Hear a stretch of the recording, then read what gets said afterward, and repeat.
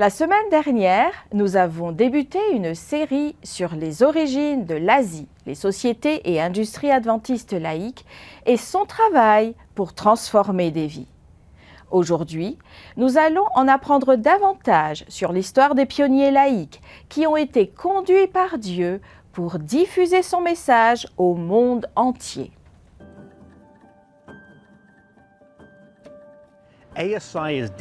L'ASI, l'Asie, se consacre à mettre en réseau, à équiper et à rendre autonomes des personnes comme vous, des pionniers de l'Évangile de tous horizons, des visionnaires et des innovateurs qui cherchent à combiner leurs compétences et leurs talents à l'appel unique que Dieu nous a donné en tant que son dernier mouvement.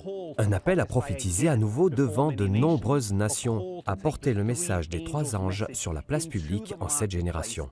Rejoignez-nous alors que nous examinons la naissance d'ASI, sa vision, sa mission et son objectif, et les moyens par lesquels vous pouvez faire partie de ce mouvement avant-gardiste de mission innovante pour Dieu.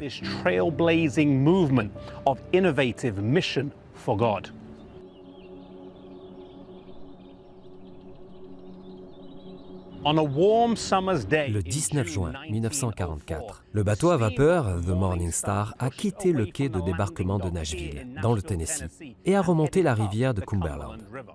À bord se trouve un petit groupe d'explorateurs à la recherche d'une terre.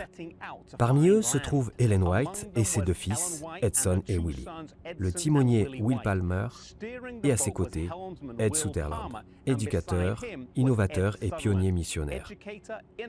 Le groupe était en expédition pour trouver des terres pour construire des écoles de formation missionnaire. Ces écoles ont été conçues pour déployer des travailleurs dans les profondeurs du sud des États-Unis.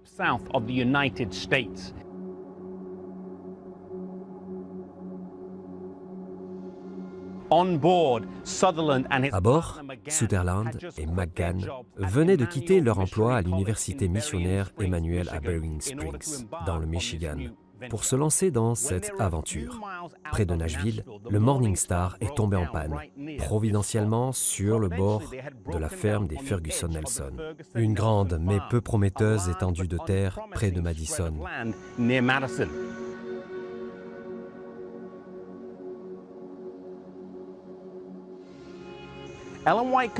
Ellen White a convaincu Sutherland et Palmer d'aller voir la terre. Sutherland était réticent. Il avait vu la terre avant et n'aimait pas son terrain rocailleux et stérile. Ellen White, cependant, était catégorique. Aussi l'a-t-il fait à contre-cœur.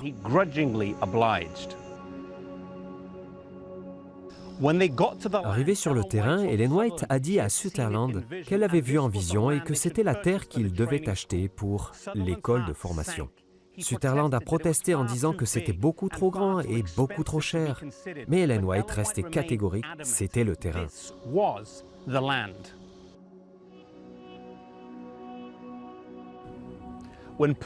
Quand Percy McGann est monté à bord peu après, lui aussi n'a pas aimé l'idée d'acheter la propriété de Ferguson Nelson. Le terrain avait été utilisé comme quartier général d'un marchand d'esclaves avant d'être abandonné. C'était la plus rude, la plus ingrate, la plus misérable parcelle de terre et pourtant, inexplicablement, Dieu, à travers sa messagère, les poussait à l'acheter. McGann et Sutherland étaient arrivés à un carrefour dans leur quête d'établir un avant-poste missionnaire innovant. Un carrefour qui exigeait plus que le sens des affaires ou la vision entrepreneuriale. La décision à prendre les obligeait à faire un acte de foi basé sur un conseil divin. Comment allaient-ils répondre? Et de quel genre d'impact aurait leur réponse sur l'orientation future des efforts missionnaires dans l'Église adventiste en général?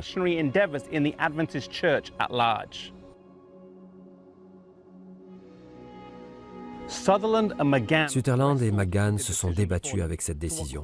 Acquérir la propriété serait un pas vers l'inconnu et ils allaient mettre en jeu le succès de l'entreprise entière par la seule parole d'Ellen White. C'était un moment difficile, non pas parce qu'ils ne croyaient pas à la vocation divine d'Ellen White, mais parce qu'ils devaient mettre cette croyance à l'épreuve.